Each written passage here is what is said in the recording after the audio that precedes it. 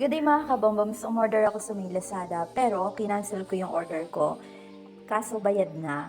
Automatically naman refund yun kapag halimbawa hindi pa receive or hindi pa napapak yung order. Okay? So kung nangyari din to sa inyo, ganito lang yung gagawin nyo. So ipapakita ko muna sa inyo yung nangyari dun sa aking transaction. By the way, ang ginamit ko nga pala, debit card, okay? So, okay lang kahit ano yung ginamit nyo. Halimbawa, e-wallet or credit card.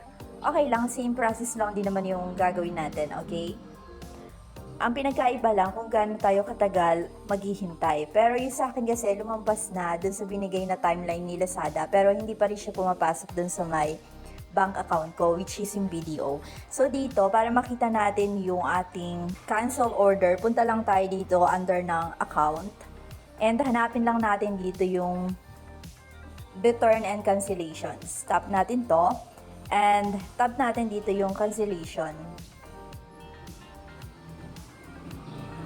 So as you can see, ang expected kasi dito, etong nakalagay dito na date. So malinaw na nakalagay dito, if you haven't received the refund by, kailangan daw natin makipag-ugnayan na dun sa bank natin or sa ginamit natin payment method. So kapag tinap natin dito yung detail, and nag-message din tayo, so ipapakita ko sa inyo, nag-inquire na din kasi ako dito sa may Lazada Help Center. Pwede naman kayo mag-inquire, so ganito lang yung gagawin nyo. Pero kapag sinabi dito na tayo na mismo yung contact dun sa bank account natin, pwede naman natin gawin yun para mas mapabilis yung magiging reply nila or halimbawa naipit yung pera natin, malalaman natin, okay?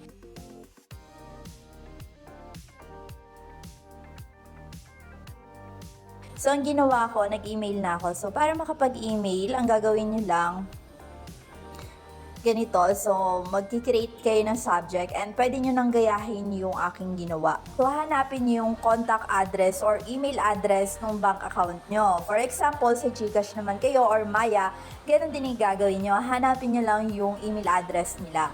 Then, i-contact nyo sila.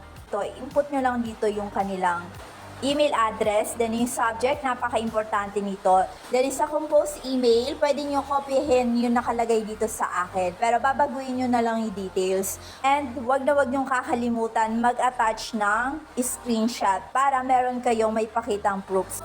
For example, hindi pa rin dumating yung pera natin. Halimbawa, hindi na sila nakapag-reply na tayong message sa BSP or Bangko Sentral ng Pilipinas. Pero for now, maghihintay muna ako ng respond ni BDO. Pasensya na kayo, ang lakas ng ulan. Stay blessed everyone.